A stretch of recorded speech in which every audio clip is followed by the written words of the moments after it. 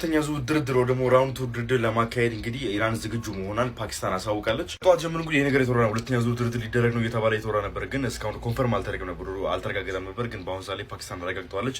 ኢራን ለሁለተኛ ዙር ድርድርና ለሁለተኛ ዙር ወሬዎች ሬዲ መሆንና ዝግጁ መሆኗን አሳውቃለች። ባለፈው ድርድር እንግዲህ መፍረሱ ይታወቃል። ምንም አይነት ፖይንት ላይ ሳይደርሱ ወይም ምንም አይነት የመግባቢያና የመስማማት ፖይንት ላይ ሳይደርሱ ነው እንግዲህ የባለፈው ድርድር የተበተነው። የሁለት ሳምንቱ ተኩስ አቁም ስምምነት ወይ ደግሞ የሁለት ሳምንቱ ሲዝፋየር ሳያልቅ ሁለቱ ሀገሮች መስማማት አለባቸው ተብሎ የሚያምኑ ሀገራት እንግዲህ ሁለቱም ሀገራት ፑሽ እያደረጉ የሚገኙት ወደዚህ ድርድሩ እንዲካሄድ። ታዲያ ድርድሩ ይካሄዳል የተባለው ነገ ሐሙስ ዕለት ነው እንግዲህ ይካሄዳል የተባለው በዛው በኢስላማባድ ነው፣ በዛው በፓኪስታን ነው እንግዲህ ይደረጋል የተባለው። አሜሪካ ተደራዳሪዎች ደግሞ ከአሜሪካ ሳይድ የሚመጣ ግን እስካሁን ድረስ ኮንፈርሜሽን የለም። እንደራደራለን ነው ደግሞ አዎ እንገባለን የሚል ነገር እንግዲህ እስካሁን ድረስ አልታወቀም። ሁለቱም ጋር ፍላጎት እንዳለ ነው የተነገረ የሚገኘው። ዶናልድ ትራምፕ ታዲያ እናንተ ከዘጋችሁ መርገንትኑን የስዌት ኦፍ ሆርሙዝ እናንተ ከዘጋችሁ እኔም ዘጋለሁ ማለት እንግዲህ ዛሬ ብሎኬድ ማድረጉ ይታወሳል። ታዲያ ይህን ብሎኬድ ጥሶ ለማለፍ ሁለት መርከቦች እየተንቀሳቀሱ እንደሆነና ሁለት በኢራን ስር ደግሞ ከኢራን ጋር ሊንክ ያላቸው መርከቦች የትራምፕን ብሎኬድ ለማለፍ እየሞከሩ እንደሆነ ተነግሯል። እዚህ መርከቦች ላይ የአሜሪካ ኔቪ ጥቃት ሰነዝራል ወይስ ደግሞ እነዚህ መርከቦች ያልፋሉ ወይስ ደግሞ እነዚህ መርከቦች በአሜሪካ ቁጥጥር ስር ይያዛሉ ቢሆን ምንመለከት ይሆናል ማለት ነው። ይሄ ብሎኬድ ደግሞ የመልስ ይሄ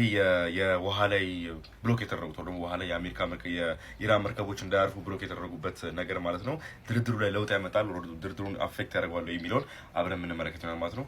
የአሜሪካን አቅምና የአሜሪካን ጉልበት የምንመለከትበት ሰዓት የደረሰ ይመስላል። በአሁኑ ሰዓት ላይ ማለት ነው ምን ያክል ጉልበት አላት፣ ምን ያክል ኢንፍሉዌንስ አላት የሚለውን ዓለም ላይ እንመለከታለን። ሴንትራል ኮማንዶ ደግሞ የአሜሪካ ማዕከላዊ ዕዝ እንዳወጣው መረጃ ከሆነ ከ10 ሺህ በላይ የሚሆኑ ወታደሮች በአሁኑ ሰዓት ላይ የአሜሪካን የኔቪ ብሎኬድ ደግሞ የአሜሪካን የባህር ኃይል ብሎኬድ እያጠናከሩና እያስፈጸሙ ይገኛሉ ተብሏል። ለተመለከቱ ከ10 ሺህ በላይ ወታደሮች ከዚህም በተጨማሪ ከዶዝንስ ወር ደግሞ ከ12 በላይ የሚሆኑ መርከቦች በዚህ ብሎኬድ ላይ ደግሞ በዚህ መዝጋት ስራ ላይ እየተሳተፉ ይገኛሉ። እንደተናገሩት ከሆነ ሴንትራል ኮማንድ እንደተናገረው ከሆነ ሌሎች ምንጮች አይደሉም። ሴንትራል ኮማንድ እንደተናገረው ከሆነ ባሳለፍነው 24 ሰዓት ውስጥ ምንም አይነት መርከብ የዩኤስ ብሎኬድ ነው ደግሞ የአሜሪካን ብሎኬድ አላለፈም በማለት ተናግረዋል። ነገር ግን አንዳንድ መረጃዎች እንደሚናገሩት ከሆነ ዛሬ ጠዋት አካባቢ በቻይና ስር የሚገኝ ነው በቻይና ስር የተመዘገበ አንድ ኦይል ታንከር የነዳጅ ጫኝ መርከብ ይህን ብሎኬድ ማለፉ እየተወራ ነበረ። አሁን እዚህ ጋር መጥተው ግን አስተባብረዋል። ከዚህም በተጨማሪ 6 መርቸንት ሺፕስ ወይ ደግሞ 6 የነጋዴ ወይ ደግሞ የንግድ መርከቦች እንደዚሁ ከአሜሪካ የመጣላቸውን ትዕዛዝ በመቀበል ተመልሰው ወደ ኢራን ወደ መጡበት ተመልሰዋል ማለት ተናግረዋል። የሁሉም ሀገር መርከቦች ላይ የማንም የሁሉም ሀገር መርከቦች ላይ አፕላይ የሚሆን ነው ይሄ ነገር በማለት ተናግረዋል። ወደ ኢራን ፖርቶች የምትሄዱና ከኢራን ፖርት የሚወጡ